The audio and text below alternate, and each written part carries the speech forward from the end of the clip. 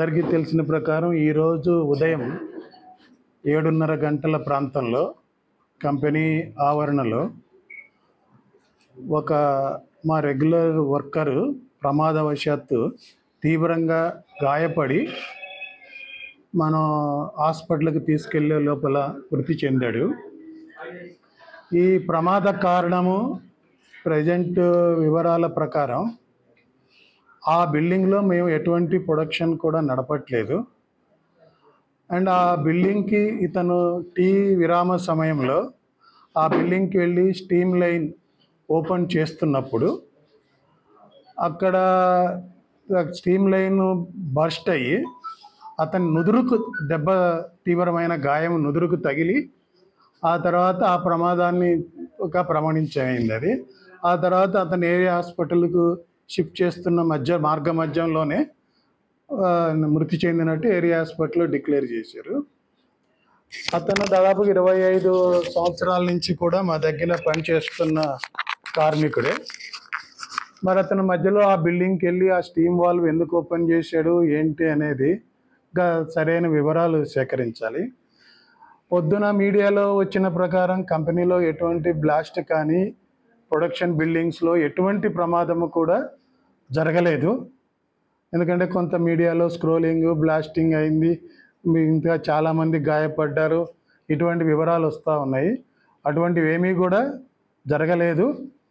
Only ఒకే వ్యక్తి వెళ్ళి steam valve open చేస్తున్న టైంలో స్టీమ్ వాల్వ్ బరస్ట్ అయ్యి ముదురుకి దెబ్బ తగలటం వల్ల తీవ్రమైన గాయం జరిగి అతన్ని హాస్పిటల్కి షిఫ్ట్ చేసే సమయంలో మృతి చెందాడు. ఇది ప్రొడక్షన్ ఏరియాలో కానీ ఉత్పత్తి జరుగుతున్నప్పుడు కానీ జరిగిన ప్రమాదం అయితే కాదు.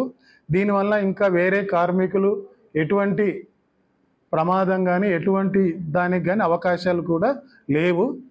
కాబట్టి నేను అందరికీ విజ్ఞప్తి చేస్తున్నది, దీన్ని పెద్ద ప్రమాదంగా చూడవద్దు అని, ప్లస్ జరిగిన దానికి మేము కూడా సరైన బాధ్యత వహిస్తూ దానికి కావాల్సిన నివారణ చర్యలు చేపడతాము. కానీ ఆ తర్వాత మేము వేరే 2 కమిటీలతోటి దానికి నివారణ చర్యలు చేపట్టాము. ఈరోజు జరిగిన సంఘటన అది ఎటువంటి ప్రొడక్షన్ బిల్డింగ్ కాదు. అతను స్పిన్నింగ్ ఏరియాలో పనిచేయాల్సిన వ్యక్తి అక్కడికి వెళ్ళి స్టీమ్ వాల్వ్ ఓపెన్ చేస్తా దురదృష్టకరమైన సంఘటనగా చూస్తున్నాము.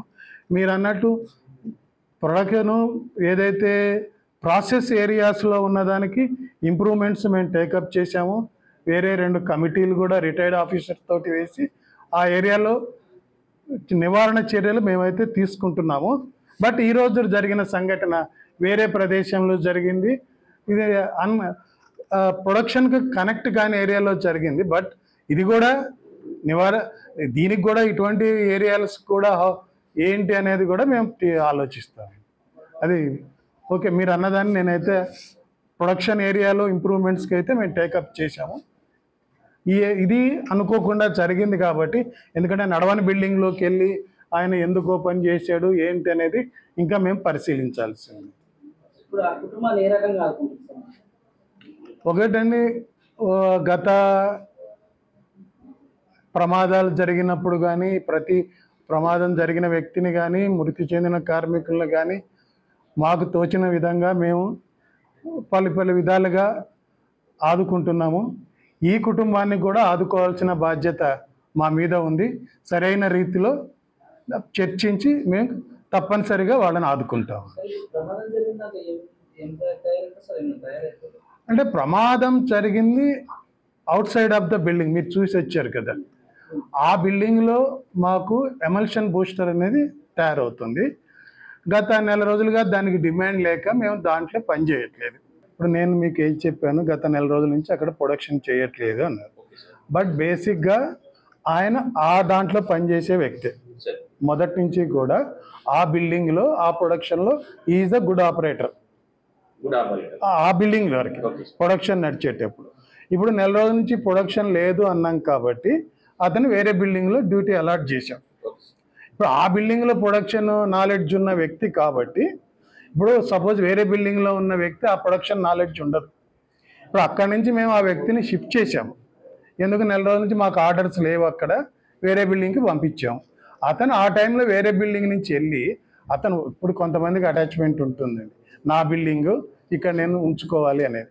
ఆ ఉద్దేశంతో వెళ్ళి ఉంటాడు అని నేను అనుకుంటున్నాను. బట్ నేను కనుక్కో, అతను మాత్రం ఆ ప్రొడక్షన్లో ఎక్స్పర్ట్. అతను ఈరోజు మార్నింగ్ ప్రీమియర్ ఎక్స్ప్లోజివ్ పెద్ద కందుకూరు యూనిట్లో మార్నింగ్ అరౌండ్ ఫస్ట్ షిఫ్ట్ వచ్చినటువంటి సదానందం అనే వ్యక్తి ప్లాంట్ ఓపెన్ చేయడానికి వెళ్ళినాడు. అక్కడ ఏదైతే బయట గ్యాస్ ఏదైతే అక్కడ లోపల ప్రెజర్ ఉంటుందో ఆ ప్రెజర్ ఓపెన్ చేసిన తర్వాత లాక్ ఓపెన్ చేయాలా. ఆయన అదే విధంగా రోజువారీ విధంగా వెళ్ళి ఆ ప్రెజర్ ఓపెన్ చేస్తుంటే పైపు ఎయిర్ ప్రెజర్కి ఎక్కువై బ్లాస్ట్ అయింది. ఆ బ్లాస్ట్లో అతను కింద ఇంజురీ అయ్యి చనిపోవడం. ఇంజురీ అయితే అతను హాస్పిటల్ తీసుకున్నారు. అక్కడ హాస్పిటల్ తీసుకెళ్తే అక్కడ చనిపోయారని డిక్లేర్ చేసినారు. ఈ ప్రాథమికంగా ఇప్పుడు ఈ తెలిసిన ఇన్ఫర్మేషన్ ఇది. ఫర్దర్ ఇన్వెస్టిగేషన్ కంటిన్యూ చేస్తాం. ఆ ప్రమాదానికి కారణం ఏంది, ఎట్లుంది అనేది ఫర్దర్గా మీకు అప్డేట్ చేస్తాం. తెలుగులో న్యూస్ కి ఫాస్టెస్ట్ యాప్ ఇప్పుడు టోటలీ న్యూ అవతార్లో జస్ట్ 5 seconds లో కంప్లీట్ న్యూస్. సోషల్ మీడియాలో ట్రెండ్స్ కి వన్ స్టాప్ సొల్యూషన్.